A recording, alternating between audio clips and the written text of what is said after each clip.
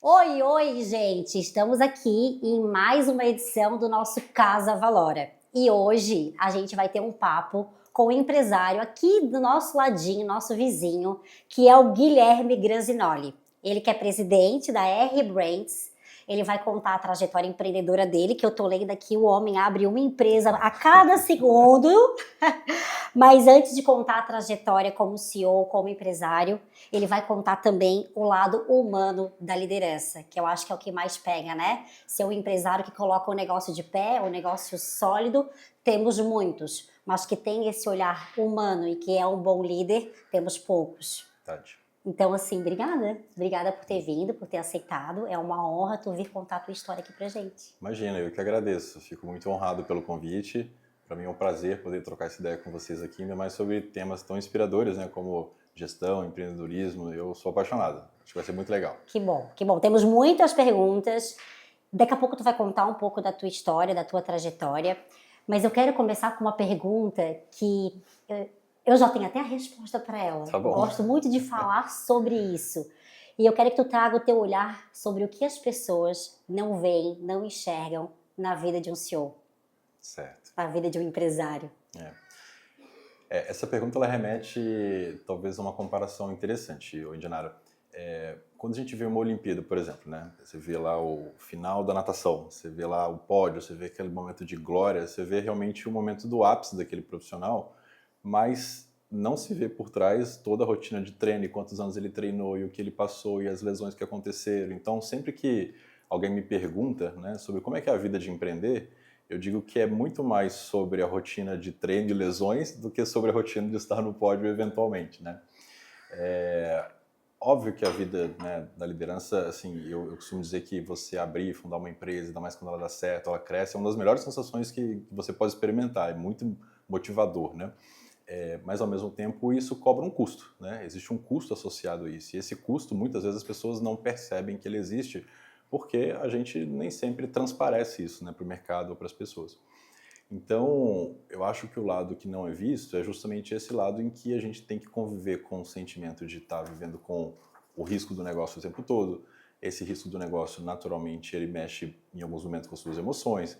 Existe um tempo dedicado à família que às vezes você está lá, mas não está presente porque está com a cabeça em outro lugar, né? Então, assim, é algo que você, com o tempo, aprende a conviver, aprende a tentar não deixar isso influenciar tanto a sua vida, mas é um custo que eu acho que tem poucas pessoas que realmente estão dispostas a pagar, sabe? Verdade, verdade. Tu falando assim me faz total a leitura minha pessoa também. E eu acho também que o quanto isso é só, né? Essa trajetória, quanto tem solidão nela. Porque exige muitas decisões, decisões rápidas, decisões que são muitas vezes difíceis, e que a gente não pode, por que eu estou decidindo isso? Eu não posso abrir o que está na nossa cabeça, né? Nem tudo pode ser falado naquele momento, pelo menos. Não sei se tu concorda com isso. Concordo. Mas eu acho que a principal coisa que as pessoas não veem é o quanto é um caminho solitário e realmente o quanto a gente precisa ser consistente e resiliente, né? O que nos fortalece, tu falou das crises, das decisões difíceis, eu acho que a gente é lapidado nesses momentos, inclusive, né? Nesses momentos onde a gente é cercado por problemas, por dilemas, é isso que nos fortalece, que nos lapida. Eu acho que um dos maiores motivadores do crescimento em movimentos empresariais que acabam dando muito certo, quando olhado de fora, né, as pessoas às vezes têm uma visão assim, nossa, ele teve uma visão muito boa, ele conseguiu enxergar uma oportunidade. Na verdade, pelo menos na minha trajetória, não sei se na sua também, mas eu imagino que sim. Esses movimentos de pivotar e que acabam, né, dando um resultado positivo no futuro, eles são muitas vezes motivados por um problema, por um medo, por uma situação muito complexa que você estava enfrentando, e não porque você acordou inspirado no dia e viu uma grande oportunidade. Então, existe essa frase, né, que se fala que a pressão é um privilégio, né? Problemas para o empreendedor é um privilégio, afinal de contas, empreender é resolver esses problemas, né? E muitos dos resultados, eles vêm justamente disso, não é da beleza. Acho que tem muita gente que coloca um glamour no empreendedorismo, né? Nossa, deve ser muito legal ter empresa. Cara, 98% do tempo, 99% talvez. Matando 50 leões por dia. Exatamente. Mas é isso que faz a gente ir para frente, né? Exato, exato. Cara, isso faz muito sentido. Sabe que a Valora tem 10 anos, eu estava te contando ainda há pouco, e nesses 10 anos da nossa trajetória, tudo que nos impulsionou e fez até eu olhar para uma estratégia que impulsionou ainda mais o nosso negócio, foi em momentos de caos. Ah, ou foi um decreto, ou foi alguma coisa que mudou a regra do jogo. E aí eu falei, opa, preciso aqui me reinventar, aqui eu preciso fazer diferente. E aí começa a rodar uma nova experiência, um novo modelo, um MVP, até um teste. E daqui a pouco tu olha para aquilo ali, cara, isso aqui faz muito sentido, vamos escalar, vamos melhorar aqui. E talvez você não ia ver essa Não oportunidade se não ia, fosse o problema, né? não ia, não ia. É, é. Legal, legal. Tá, e tu tá à frente da R-Brains, eu não sei quantos anos ela tem, eu quero que tu conte um pouco. Eu vi ali também que a R-Brains, ela é detentora da marca da Invictus, da Isso. Galápago, e também o meu time de marketing me trouxe que tu tá entrando em mais 2 negócios na área de saúde. É. E aí eu fiquei pensando assim, gente, eu tenho 2 empresas, eu já não dou conta. Como é que tu tem essa veia empreendedora? Óbvio que tu tens, a veia empreendedora é nato, dá pra ver isso, mas o que que te inspira a abrir mais negócios, outras frentes, e pelo que eu estou entendendo, a área de saúde não conecta com os negócios atuais, ou conecta? De uma certa forma dá para conectar, mas vamos lá, vamos começar do começo, né? Eu sou hoje presidente do conselho de administração da R-Brands, né? A R-Brands é uma empresa bem próxima aqui da Valora, né? Fica bem aqui no Passeio da Vizinhos, Pedra, somos vizinhos. vizinhos, né? Embora a gente não se conhecesse ainda, Aham. né? E o que a R-Brands é? A gente é uma casa de marcas de bens de consumo. Então, a gente tem hoje 2 marcas principais. Uma é a Invictus, que foi a primeira marca que a gente fundou, e depois veio a Galápagos, né? O que essas marcas fazem, Janara? A Invictus, ela é hoje líder, é um mercado bem particular, assim, ela é líder no fornecimento de uniformização e equipamento para segurança pública e defesa. Então, imagina que existem diversos tipos de polícia no Brasil, né? Polícia Federal, Polícia Rodoviária Federal, polícias militares. A gente é a empresa que fornece tanto a uniformização quanto o equipamento que esses profissionais usam. Mas vocês confeccionam também. A gente se posicionou num elo da cadeia em que a gente faz toda a parte de projeto, de desenvolvimento de produto, comercial e marketing, mas a gente faz a produção em fábricas parceiras. Essas fábricas parceiras, hoje, quase sempre elas estão na Ásia. Então, o nosso fornecimento, basicamente, ele é feito ou na China, no Vietnã, no Paquistão, ou na Indonésia, Sim, enfim, tem sim. uma série de países lá Ok. que a gente faz, tá? Essa é uma estratégia que a gente adotou desde o início, se mostrou uma estratégia bem vencedora, porque no fim do dia é a mesma estratégia que grandes marcas mundiais, até em outros mercados até Sim, maiores, né, como o sim. esportivo, utilizam, e a gente acaba tendo acesso à tecnologia e a matérias-primas que não estariam disponíveis se a gente decidisse, por exemplo, ter uma fábrica própria. E também faz com que a gente foque no nosso core, né? O que é o nosso core ali? A gente estava conversando aqui, né?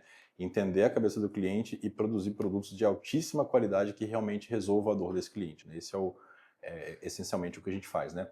Então a gente fornece para as polícias, a gente fornece para Forças Armadas ali na Invictus, tem esse núcleo profissional, e com o tempo a gente foi vendo que esse mercado era maior do que o profissional, porque existe um grupo muito grande de pessoas civis, né, pessoas que não são profissionais de segurança pública ou de defesa, mas que gostam desse universo. Gostam de militarismo, ou gostam de tiro, ou gostam de caça, ou gostam de pesca, ou gostam de um acampamento mais com estilo militar.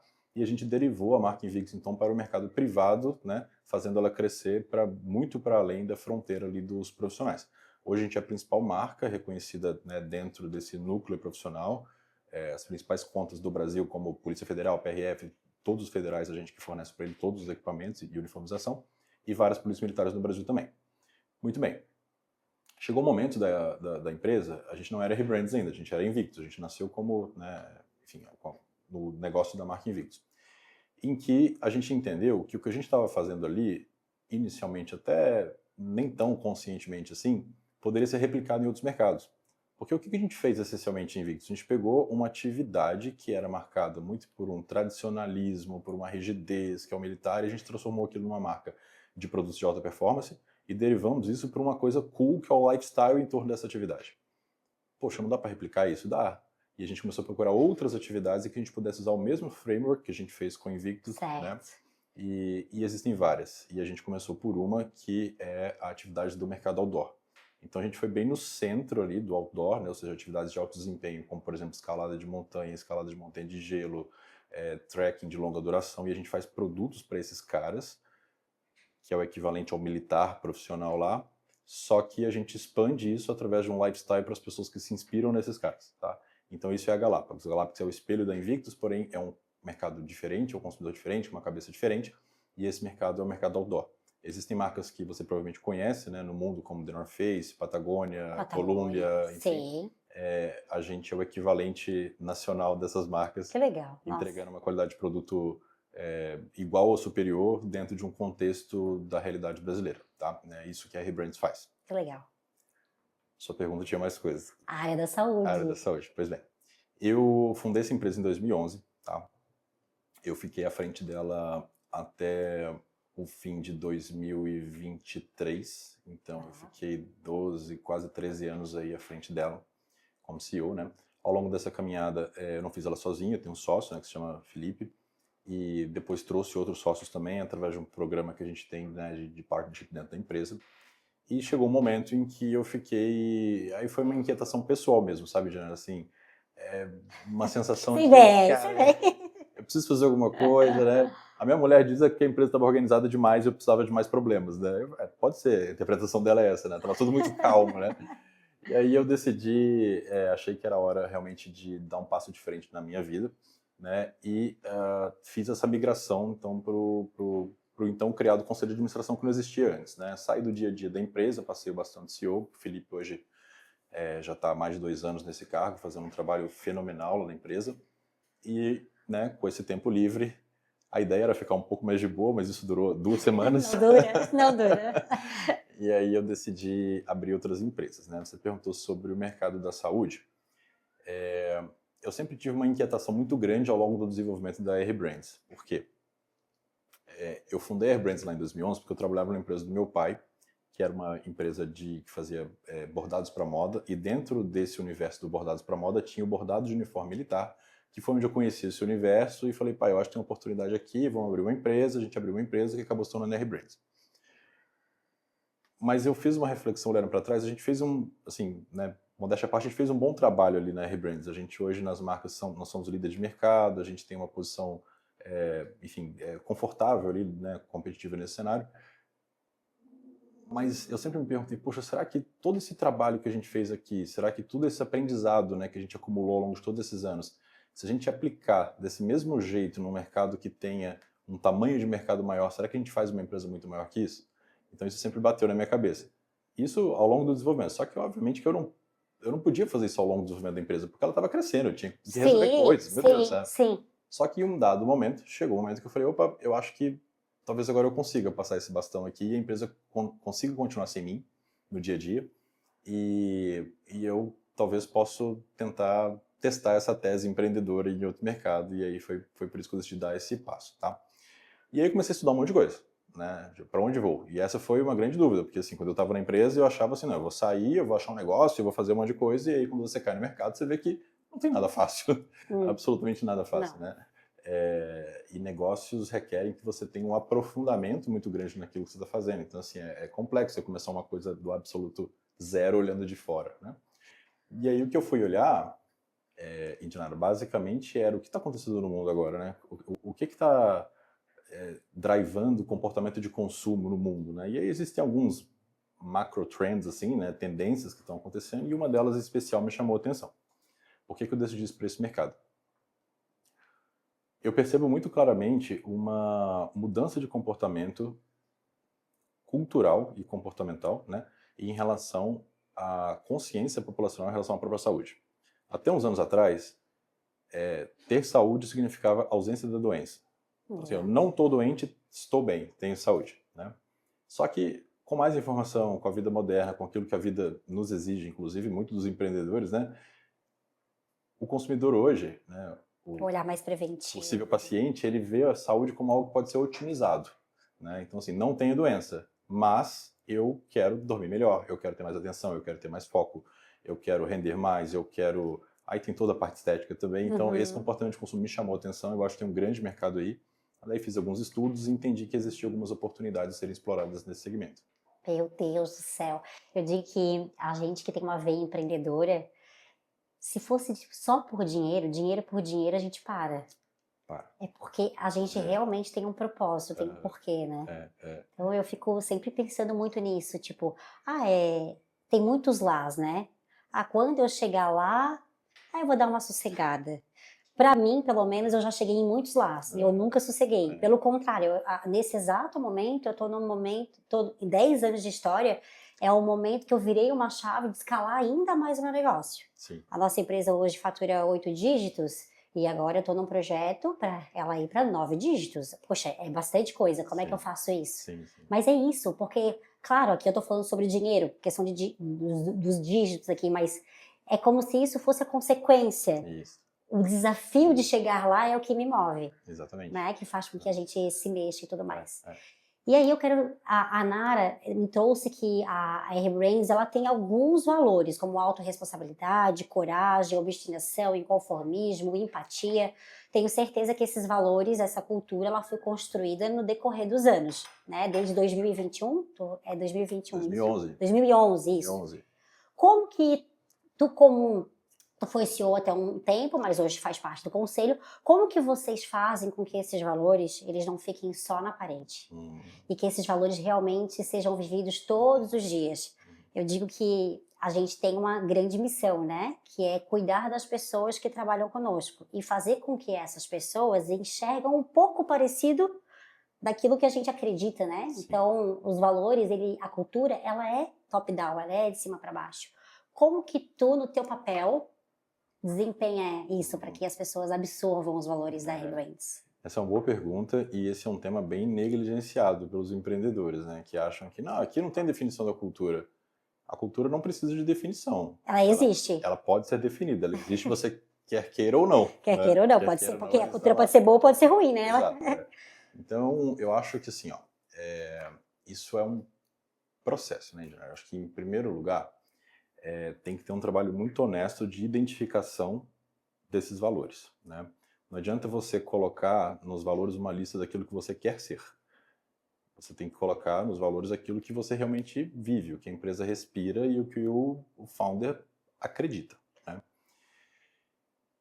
E as pessoas, elas são espertas, né? Não adianta você escrever uma coisa que você não vive. Não adianta você escrever uma coisa, fazer um PowerPoint maravilhoso, né? Fazer uma reunião com todo mundo, explicar os valores, detalhar. As pessoas, na primeira decisão que você toma, no primeiro comportamento que você tem que desvia daquilo, 3 horas de reunião foi embora e eles já entenderam que aquilo não é verdade. Então, assim, pode parecer uma coisa meio óbvia, mas isso às vezes acontece, né? O CEO não viver, né? O founder não viver os valores da empresa. Esse é um ponto. Agora, eu acho que o grande teste de você colocar valor para realmente ser algo que funciona, cultura funciona na empresa, é quando ela orienta a decisão. É quando ela sai do papel e ela passa a ser métrica de decisão. E isso envolve o quê? Envolve quando que você realmente forma a cultura, reforça a cultura. Tem a ver com aquilo que você tolera, aquilo que você não tolera dentro da empresa, os motivos pelo qual você demite. Quer ver que uma demissão, às vezes ela resolve um problema pontual de um setor ou de um colaborador. Sim. Mas ele é o maior recado cultural que você pode dar, às vezes. Exato, eu digo isso aqui também, que ela, porque aquilo ela demonstra deixa uma mensagem para quem olha, fica, né? Dessa linha aqui, não dá, a nossa cultura não suporta isso. Aí forma cultura, aí o valor sai da parede, né? Porque não adianta, eu quero que você tenha autorresponsabilidade. O colaborador não tem, você manda ele embora? Não, acabou. Tu tolerou. Tu tolerou. A partir do momento que tu tolera aquele comportamento ele é visto pelos demais que ele é permitido. Permitido. E até as pessoas, os talentos que antes olhavam e não faziam aquele certo comportamento, sem querer, inconscientemente, ele vai programando e vai repassando. E eu digo também que através de rituais a gente consegue reforçar os valores. Eu digo, exemplo, constância e ritual. Né? Então, quais são os rituais que eu faço repetidamente dentro da minha empresa, que eu reforço que aquilo ali é um valor? Sim. Né? Aqui na Valora eu gosto de falar os nossos valores. A gente tem, um dos nossos valores é a celebração. Tá. Então, poxa, o nosso ritual é bater sino, é comemorar através de um café, é uma plaquinha de merecimento quando esse colaborador faz tempo de empresa, no aniversário dele, a gente reforça ali esse reconhecimento, essa celebração. Então, através de pequenos rituais, eu vou mostrando que aquilo é importante pra gente. Boa, né? legal. Então, e me diz uma outra coisa, qual é o verdadeiro papel do CEO na construção da cultura? A gente falou de cultura. É. Agora, na tua opinião, qual é o teu papel? Eu acho assim, dentro da Invictus a gente lida muito com o meio militar, né? E no meio militar existe uma frase muito famosa que a tropa é espelho do comandante, né? E eu transfiro, né, isso para a empresa, né? Eu acho que a empresa, ela vamos dizer assim, é a sombra do CEO em escala, ou é o reflexo daquilo que o fundador, né, enxerga. Com o tempo, você vai exercendo o papel da liderança, as pessoas vão se alinhando com o seu jeito de pensar e com a forma como a empresa é tocada, né? E isso é natural. A ambiência, né? Então, é um papel muito fundamental, porque no fim do dia, as pessoas olham para a liderança. Pode não ser de uma forma muito processualizada, não existe um ritual para isso, mas eles estão olhando como você decide, como a gente falou, o que você tolera, quais são as razões de decidir, como você reage a algum acontecimento. E nesse momento, o código não declarado do como a gente faz, né, o nosso conjunto de crenças e valores compartilhados, e às vezes nem tão declarados assim, vai sendo formado aí. Então, acho que é nesse sentido. E eu digo também, para complementar e incrementar, que o nosso papel, pelo menos é o que eu enxergo, é escolher bem quem vai trabalhar conosco, principalmente a gente ter a habilidade de escolher quem vai estar na linha de frente conosco. Certo. Porque essa turma do estratégico e do tático, os gerentes, os diretores, são eles que guardam a cultura. Né? Então, ok, nós somos o CEO, ele é o líder principal, ele traz essa cultura, o que é importante, mas se a gente não escolher quem vai resguardar e disseminar essa cultura da forma correta e tolerar ou não tolerar aqueles comportamentos, porque vamos e viemos, a gente não consegue estar olhando todos os setores e tudo que acontece na empresa. Então, na minha visão, a gente tem que ter pessoas de confiança e que a gente dá autonomia para que elas nos ajudem a construir a cultura, né, os negócios, os resultados, como um todo. Então, eu digo que o nosso papel também é esse, né, escolher bem. Muito bem, eu concordo absolutamente. Eu acho que a média gestão são as posições que têm a capacidade de multiplicar essa cultura, né? E isso depende muito da fase da empresa, né? Quando a empresa é muito pequenininha, você consegue estar em todos os lugares. Boa. Depois ela vai crescendo, esse desafio vai mudando com o tempo, né? Então, esse ponto da média gestão bem alinhada é uma coisa super importante mesmo. E isso é legal que tu trouxe agora, porque a cultura também muda com o tempo, não muda? Muda. São 10 anos de Valora, eu lembro o que eu tolerava há 5, 6 anos atrás, não é o que eu tolero hoje. Sim. E eu posso dar exemplos clássicos, assim, eu lembro quando a nossa empresa era menor, né, e a gente tinha um relacionamento mais próximo com os profissionais, tinha muito aquela coisa de, eu tô saindo da empresa, será que vocês não fazem um acordo? Sim. E aí, poxa, aquele profissional se dedicou tanto, anos de empresa, a gente faz, pra ti eu faço, porque tu é um profissional massa, só que assim, pra ti eu faço, é sigilo, esse sigilo nunca é sigilo, né, porque esse profissional, ele dá um jeito de contar, olha, eu não vou te contar, mas eles fazem acordo. Sim. E aí começa, isso é claro, é só um exemplo, mas cultura é isso, a partir do momento que tu abre precedente pra fazer pra é aquilo que tu tolerou. Exatamente. Esse comportamento, ele vai se disseminar. Então, esse exemplo que eu tô trazendo é para tudo. Desde o profissional que chega atrasado e tu não falar nada, desde o profissional que tem que entregar aquela pauta de reunião, aquela pauta de resultado, aquele dia, naquela hora, e ele não traz, e não explica o porquê, e a gente vai tolerando, porque existe o líder bonzinho e existe o líder forte, né? É muito mais fácil ser um líder bonzinho do que ser um líder forte. Fazer o que a gente faz aqui, olhar no olho, trazer feedback, falar o que precisa ser falado, que no fundo é sempre duro, né? O nosso papel é um papel que a gente não tem que ter fãs, porque se a gente quiser ter fãs, a gente não pode ser líder. Não é mesmo? E como tem liderança fraca. E aí, quando a gente traz até para as estatísticas de profissionais que saem da empresa, às vezes um bom talento, ele sai daquela empresa, muitas vezes é por causa da liderança. Porque a liderança, ela não teve pulso firme em informar, não teve pulso firme em dar feedback, ela foi deixando, e aquilo que não foi dito é o que realmente causa essa comoção de que esse aqui não é mais o meu lugar, né? Então, o óbvio precisa ser dito e precisa ser dito o tempo todo. O tempo todo. E acho que a gente tem um traço cultural assim no Brasil. Acho que de uma forma geral, a gente vem de uma cultura latina que tende a evitar conflito. A gente evita conflito, assim, nossa... Mas quem gosta de conflito, na verdade, né? Não, mas eu acho que existem culturas em que isso é mais natural. Na cultura estadunidense, por exemplo, americana, é mais direto ao ponto e ninguém fica ofendido e deu, né? E Perfeito. aqui no Brasil a gente tem um jeitão meio latino de, sabe, querer contornar as coisas. Isso já é meio do imaginário, né? Óbvio que tem pessoas mais e menos, mas é um pouco da nossa cultura. E isso é uma das coisas que eu mudei com o tempo. Você falou que como é que a gente evolui, né? Evolui o jeito de pensar, a empresa vai exigindo que você seja cada vez mais pragmático, cada vez mais direto ao ponto, cada vez mais duro com os problemas sem ser desrespeitoso com as pessoas, né?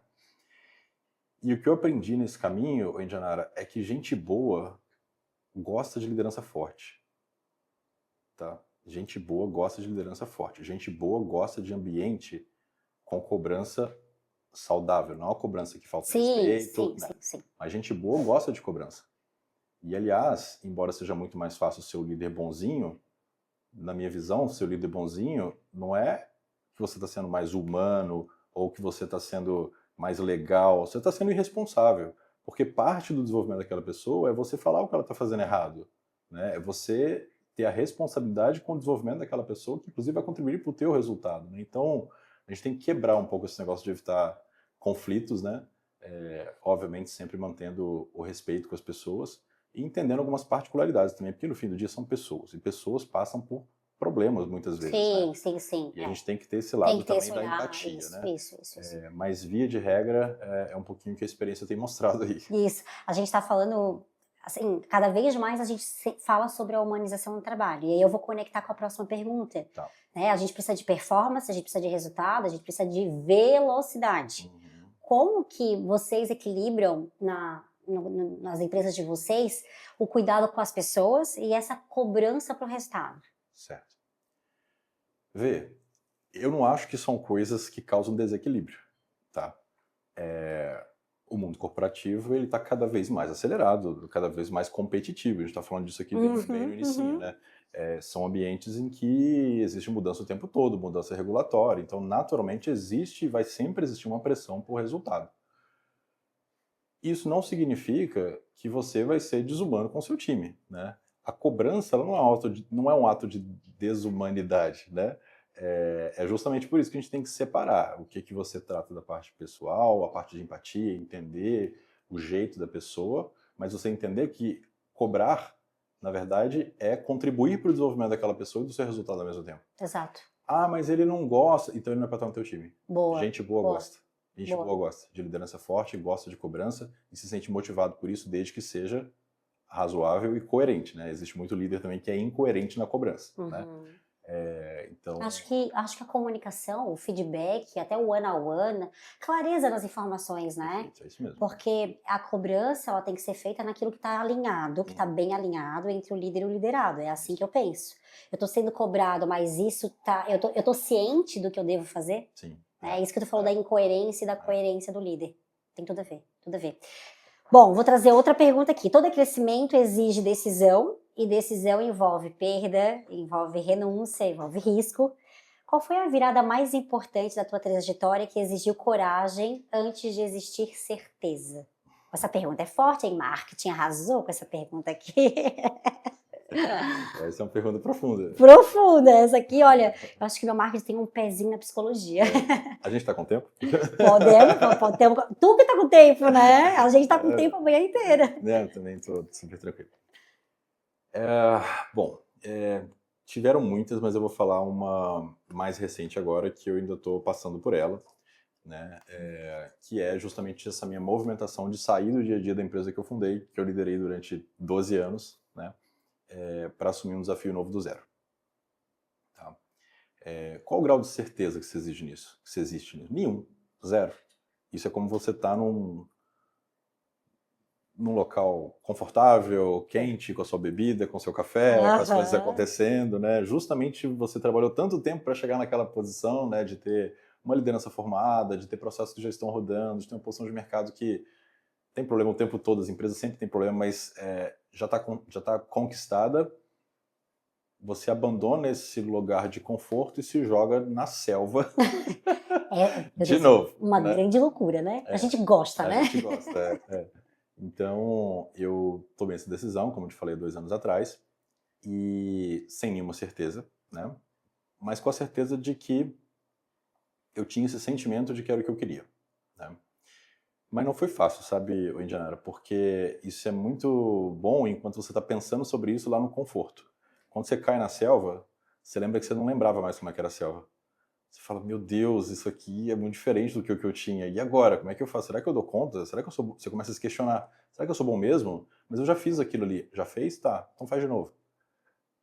E, e acaba que o empreendedor, que está muito envolvido com o negócio, né, você acaba fundindo um pouco a sua personalidade com a personalidade do negócio. Você acaba sendo um pouco o seu negócio, o seu negócio é você, e você é a Indianara da Valora, e eu sou o Guilherme da Invictus, da R-Brands, e de repente eu passei a ser um cara meio que a parte Parece que eu daquilo mudei de ali. identidade, agora eu não sou mais o Guilherme da E eu R-Brands. moro a 42 passos de distância da empresa. Então, assim, a minha casa é aqui e a empresa é aqui do lado.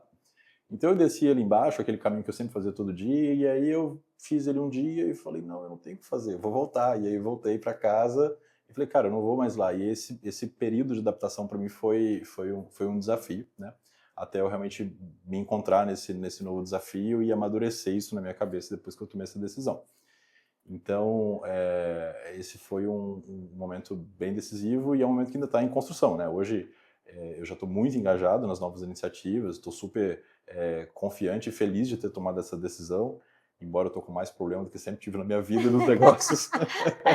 Problemas que eu mesmo criei. Que eu mesmo criei, exatamente. Mas algum dia passou pela tua cabeça alguma dúvida que tanto a R-Brands, a Invictus, a Galápagos, ou agora nesse novo mercado que tu está explorando que não daria certo ou que não vai dar certo? Não existe essa possibilidade. Isso aí. Essa possibilidade, ela simplesmente não existe. Porque assim, o que eu penso? A gente tem uma tese, a gente tem uma estratégia e a gente tem uma execução. A gente tem certeza que isso vai dar certo? Não, nenhum empreendedor tem. Não tem certeza. Aliás, o ato de empreender, ele naturalmente é conviver com incerteza, conviver com situações de risco, administrar isso no tempo e tentar não surtar. Esse é um pouco o dia a dia do empreendedor. Mas o que eu tenho certeza? Que se não der certo, eu vou arrumar um jeito de dar. Exato. Você vai mudar a tese, você vai mudar a estratégia, você vai mudar a execução, você vai corrigir. Você não pode fazer uma cagada muito grande que você quebre financeiramente, né? Aí você tem que tomar alguns riscos, fazer conta para que isso não aconteça, né? Então, eu sempre penso assim, olha, eu não tenho certeza, mas pode não dar certo desse jeito, mas se não der, vai dar certo de outro. Com toda certeza. Sabe que isso sempre passou pela minha cabeça, eu sempre tive muita certeza, muita, que o meu negócio daria certo e que ainda vai dar ainda mais certo. Eu nunca tive, assim, 1% de dúvida. Porque a partir do momento que tu tens 1% de dúvida, eu digo que é energia, né? Se tu tens 1% de dúvida, tem uma energia ali contra dentro de ti. E aquilo que a gente fomenta, aquilo que a gente alimenta é o que cresce. Então, a partir do momento que eu tenho certeza, eu tenho um otimismo, eu tenho um entusiasmo e aquilo ali gera uma energia e realmente dá certo. E é aquilo que tu falou, às vezes eu nem sei como, mas a gente vai caminhando, no meio do caminho a gente vai achando as certezas, né? E às vezes era mais para um lado, mas eu tenho que adaptar e para o outro e dá certo. Isso. E o ponto é o seguinte, eu converso com muita gente que quer empreender, que não empreende ainda e quer empreender, e aí vem conversar, né? Poxa, mas como é que é e tal? Mas olha, as pessoas às vezes comentam, né? Mas eu não consigo empreender porque, cara, eu não tenho certeza que esse negócio vai dar certo. Eu falo, cara, eu nunca tive certeza absoluta, mas você precisa estar em movimento para as coisas acontecerem. Exato, eu preciso começar. Você precisa dar o primeiro passo. Boa. Mas será que é por aqui? Eu não sei, mas dá o primeiro passo, que quando você der, você vai enxergar coisas que você não está enxergando hoje, e aí você ou corrige ou muda. Né? Então, eu vejo muita gente nessa inação, sabe? Ficar parado. Isso. Tipo, eu tô subindo o Morro Cambrela aqui, a montanha. Eu não consigo ver a ponta do morro, mas eu preciso dar o próximo passo. Exato. Para eu realmente estar nas nuvens, eu preciso me movimentar. Que legal. Agora é o seguinte, né? A gente que tem essa veia empreendedora, existe muitas oportunidades. Eu digo isso para mim. Com certeza acontece contigo também. É todo dia alguém batendo na minha porta, querendo que a gente represente um novo produto, ou um novo parceiro, enfim, há muitas oportunidades. E eu gosto de usar uma frase sempre nos meus negócios, e eu falo isso para o meu time, principalmente para os meus diretores, para a gente tomar cuidado em não se distrair, porque é muito fácil a gente se distrair. Porque tem muitas oportunidades, né? Tem. Então, tu mesmo está passando por isso. Mas para gente que tem uma visão empreendedora e enxerga possibilidade em tudo, como que a gente faz para não se distrair? Como é que a gente vê e diferencia uma oportunidade real de realmente uma distração bonita? Pô, isso aí é difícil, hein? É, Eu costumo brincar que às vezes eu sento na mesa para tomar cerveja com os amigos e aí sai 3 CNPJs, assim, né? Porque a gente, enfim, tem um pouco essa visão e eu tenho muito esse ponto, né, sobre empreendedorismo, é você resolver problemas que as pessoas estão dispostas a pagar pela solução. E no país que a gente vive, tá cheio de problema. cheio. Mas tem muito problema. Então, assim, tem muita oportunidade realmente para tocar, né? Só que isso, sem dúvida nenhuma, pode virar distração. A gente tem uma capacidade razoavelmente limitada, o empreendedor, você não consegue fazer 10, 15 coisas ao mesmo tempo, né? E os negócios, Indianara, você conhece bem, precisa de profundidade. Sabe? Exato. Eu De tenho, energia, de tempo. eu tenho um perfil em que eu não sou aquele cara que investe no negócio e já coloca pessoas para tocar. Não, eu vivo o negócio. Eu gosto de entender ele a fundo, porque eu acho que construção de estratégia de empresa depende de um aprofundamento muito grande. Mercados são complexos. Não é superficial, você precisa entender a dinâmica muito profundamente. Então, dito isso, o que eu acho importante é que você tenha uma tese, tá? Seja nas suas empresas, ou se você está começando um grupo novo, como eu estou começando agora, você precisa ter uma tese ancorada em algo que direcione essa tese. E muitas oportunidades vão aparecer ao longo do caminho. E você tem que usar a sua tese como referencial de decisão. Boa. Isso vai me levar para esse caminho. Esse negócio reforça a minha tese? Esse é o primeiro Boa. ponto. Ou ele é uma coisa que eu estou usando a minha tese como pretexto para achar que isso é uma boa oportunidade? É o primeiro exame, é esse. O segundo, eu uso capacidade instalada, competência que eu já tenho para executar esse negócio? Eu consigo sinergia? Não consigo. Então, acho que não vai. Esse negócio tem um potencial realmente relevante a ponto de fazer com que o meu objetivo financeiro dessa tese seja atingido, dado que ele foi alinhado? Porque às vezes tem coisa que é alinhada com a sua tese, mas tem um potencial financeiro tão baixo que não vale a pena se despender. Sim. Né?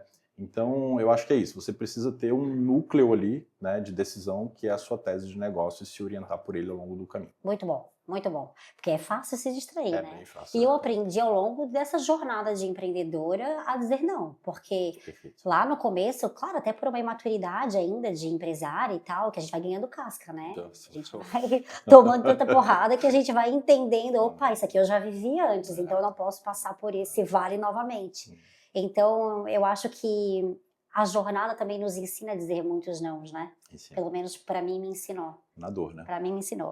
A gente tá chegando nos finalmente. Nossa, eu ficaria aqui o dia inteiro conversando te também. ouvindo. É fantástico, viu? Obrigado. Fico orgulhosa também com a tua história. É tão bom ver pessoas aqui pertinho da gente, crescendo, evoluindo, dando esse passo empreendedor. Obrigado. E eu também topo tomar um vinho, não tomo cerveja, mas eu tomo vinho para tu me ajudar a abrir mais uns 3 CNPJs. Bora, vamos lá. Brincadeiras à parte, vamos para os finalmente. Eu também sou CEO, eu sei que muitas vezes a gente precisa ser forte, estar forte antes mesmo de estar pronto. Em que momento da tua trajetória tu mais precisou se reconstruir como pessoa para continuar liderando como empresário? Porque a gente também precisa olhar para o nosso CPF, né? Cuidar do nosso corpo, da nossa mente. Isso é reconstruir primeiro a nossa essência, a nossa pessoa, para que a gente consiga levar os nossos negócios à frente. Sim. Você tem toda a razão. Veja, acho que o enunciado da pergunta é muito bom. Tem vezes que a gente precisa estar forte, precisa estar bem antes de estar pronto, né? Eu aprendi com o tempo a priorizar a minha saúde física e mental, né? Por quê? É tanta porrada, é tanta decisão que você tem que tomar, é tanta pressão que você passa. Sim. Se você não estiver muito bem psicologicamente e fisicamente, as coisas tendem a não acontecer muito bem, né? Então isso tem que ser premissa. Então, ao longo do tempo, eu decidi investir, né, mais em acompanhamento, seja psicológico ou físico, e tal, pra gente estar bem. Esse é um ponto. Mas você perguntou de um momento, né? O momento, talvez eu vou voltar no mesmo momento que eu tô passando, que é um momento bem emblemático, assim, né? Que eu tive que me reinventar, que é um pouquinho dessa hora que eu já te contei. Quando eu saí do dia a dia da empresa, acabou gerando um pouco essa confusão, né? Quem sou eu, para onde vou? Né? Eu era o Guilherme lá da Invictus, da Rebrands, tocando aquele dia a dia, e de repente eu me vi num lugar de ter que construir uma história nova, e isso tem sido um desafio bastante grande. Eu digo que a gente, como líder, a gente precisa, não como só líder, como pessoa mesmo.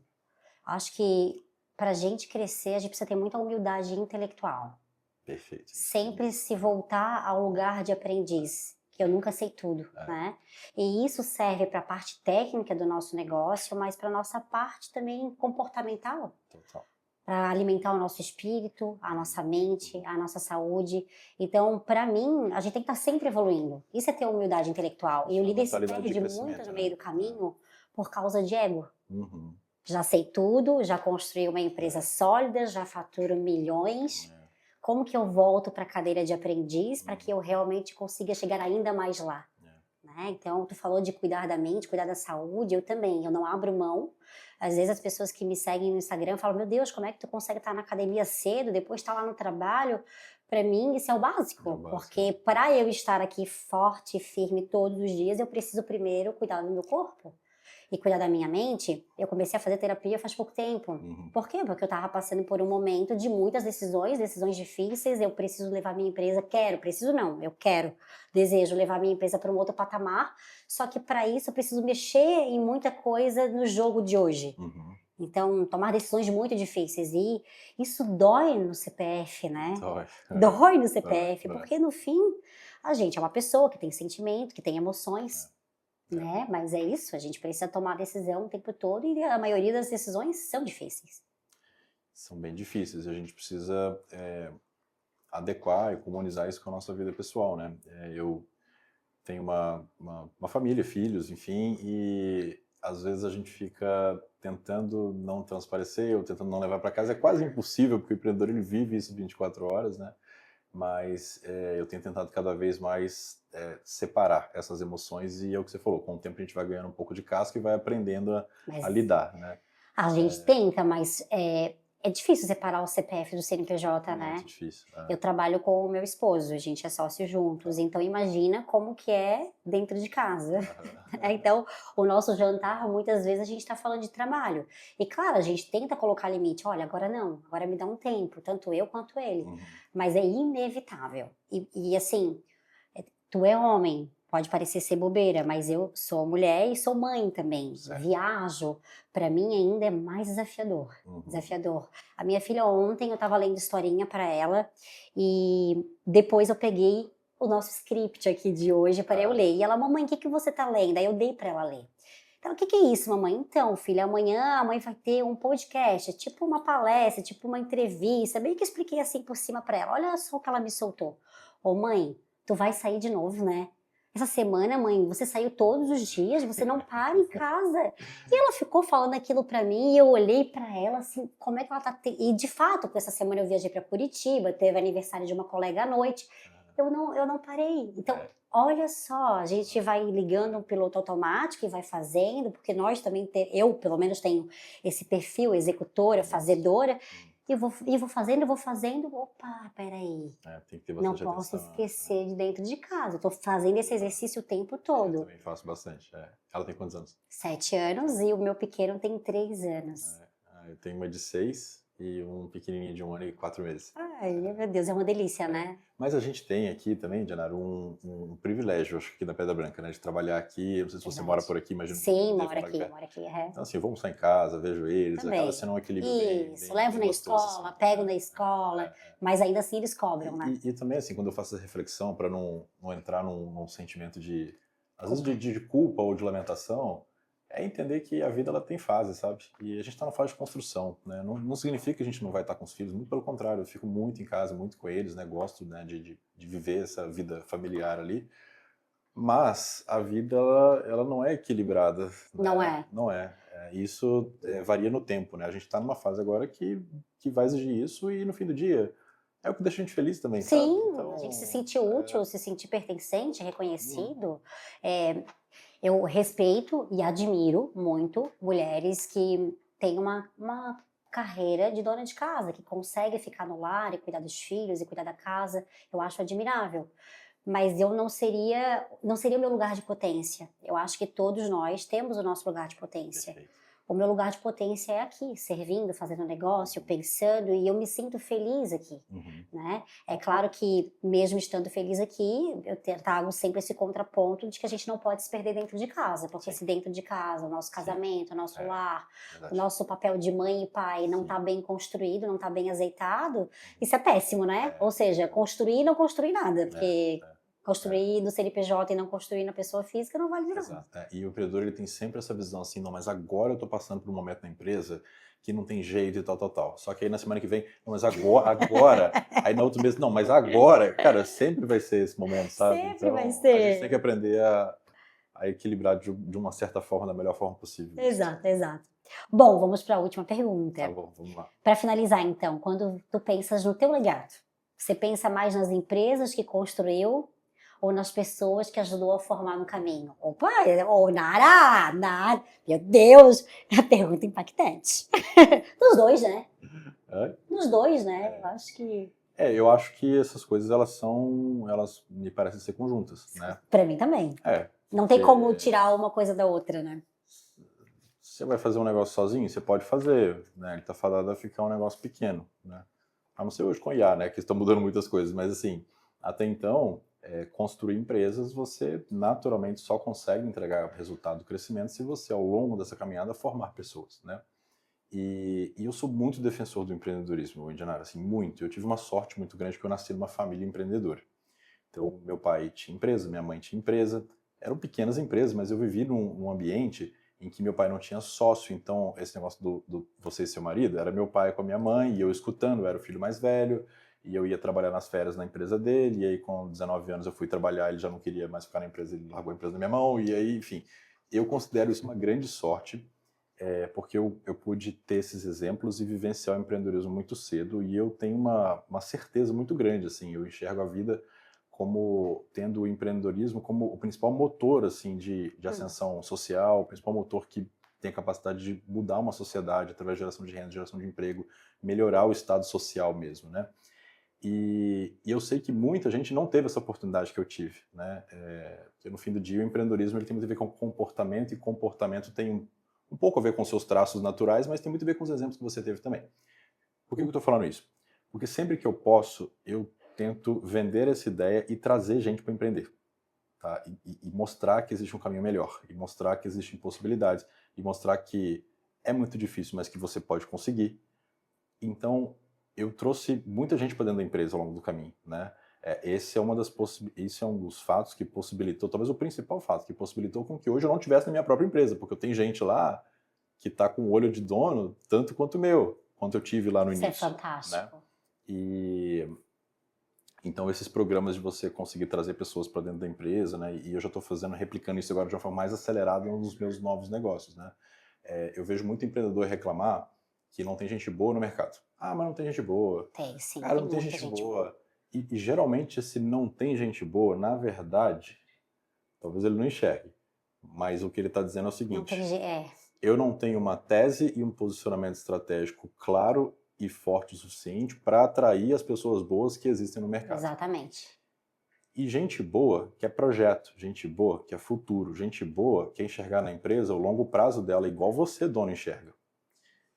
Então, quer se sentir pertencente. Gente boa tá trabalhando, custa caro. E esse caminho do empreendedorismo, assim, quando você consegue dar esse gostinho para a pessoa e trazer os muito bons para empreender junto, isso tem uma potência muito grande. Sabe? É um pouco do que eu acredito e tento trazer para essas pessoas que convivem comigo. Por isso que eu acho que, voltando à pergunta, né? Construir empresas e formar pessoas é uma coisa conjunta, não é uma coisa que tem que se escolher. São as pessoas, na verdade, que constroem a empresa, né? É isso mesmo. E, de novo, a gente falou isso ainda há pouco sobre o nosso papel como CEO ou como representante, né, de um conselho, é escolher bem os seus talentos, né? Escolher bem as pessoas. E, pelo que eu entendi, vocês têm estratégia de vesting, é isso? A gente tem um programa de partnership, né, na Rebrands. É super seleto, tá? Não é uma coisa também que qualquer um... Sim, Pelo menos até agora não, o modelo do programa não é esse. A gente tem sim que escolher gente boa, como você falou, mas ao mesmo tempo eu vejo que a gente tem que criar uma regra do jogo que vale a pena essas pessoas estarem do teu lado. Porque as pessoas, principalmente as boas, elas não são bobas.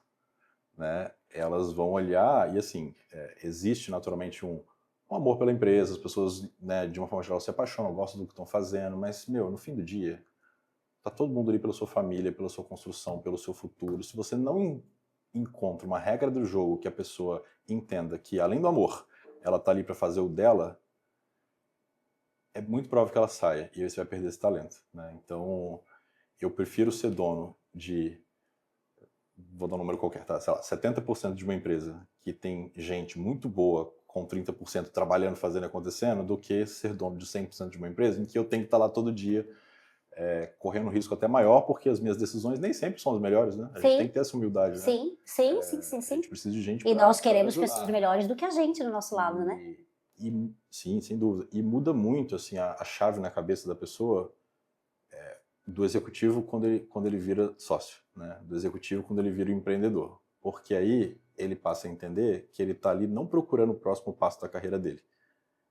Ele começa a tomar decisões de longo prazo em nome da benfeitoria da empresa, né? Então, esse alinhamento ele é muito poderoso, sabe? E isso é muito difícil de conseguir, praticamente impossível, de dono para executivo. Tem que ser de dono para dono. É um pouco do que eu enxergo assim. Nossa, que aula, hein?